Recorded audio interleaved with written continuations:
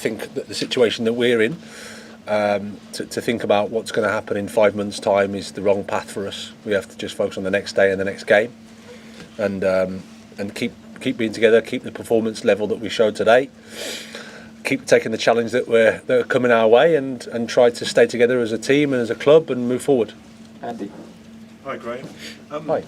Can I just ask about Aubameyang? That's because it's always quite a significant event when a player who's come on as a substitute gets substituted himself. He didn't look best pleased with it.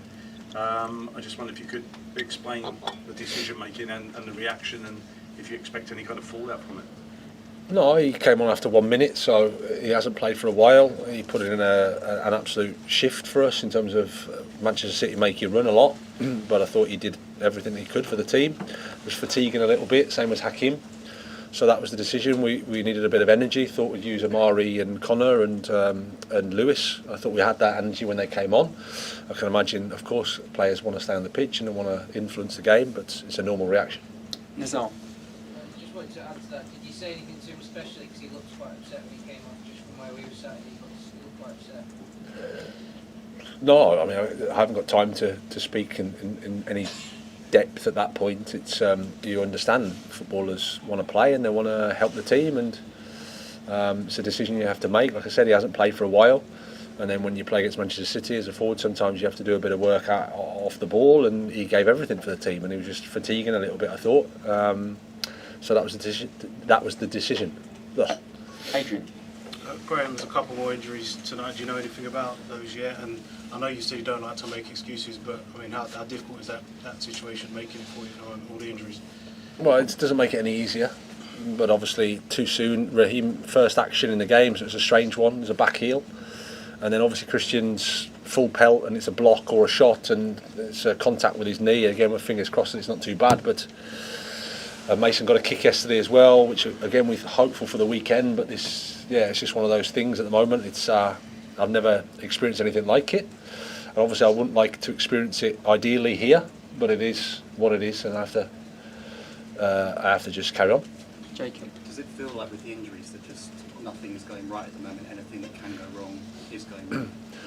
I thought there was a lot right today in terms of the performance. I like the players. I like what we tried to do. I think we're playing against the top side. I think our performance level was good. It was competitive. There was a lot of spirit on the pitch. We hit the post. We had some opportunities. We had courage in attack.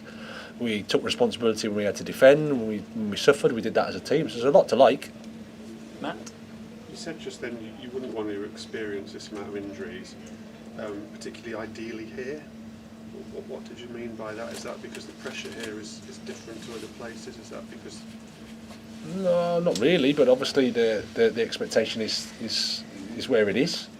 So you want to be here and have all your players available and have a fully fit squad and be able to compete, and you know the demands of our supporters, who I thought were fantastic today, really supportive and got behind the team in a great way.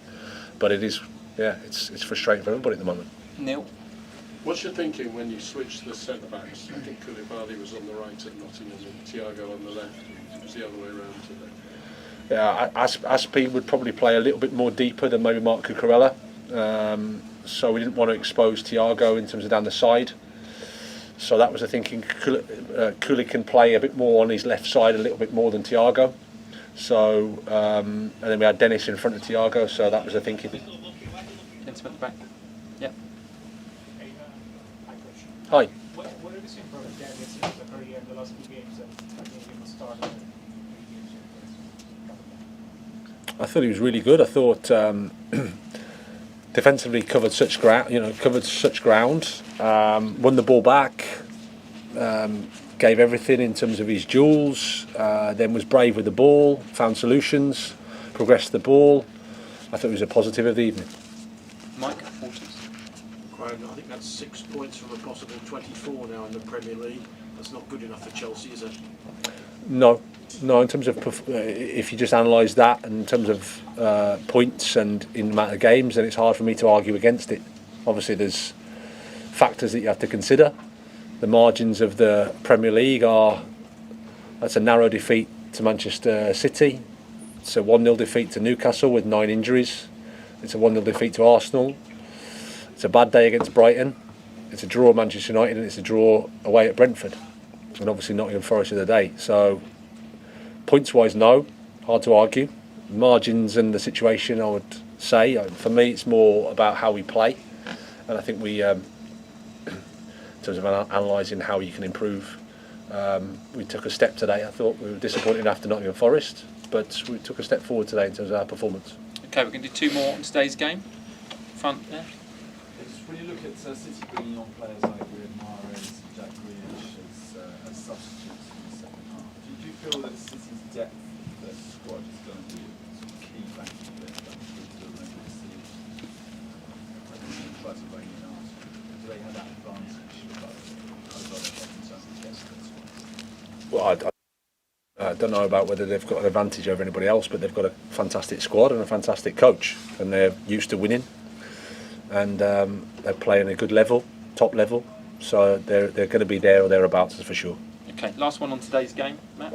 It's not actually about today's game, but Roger Schmidt, the Benfica manager, has today accused Chelsea of disrespect and said that they've sent Enzo Fernandez totally crazy with their pursuit of him. I just wondered if you had a response to that.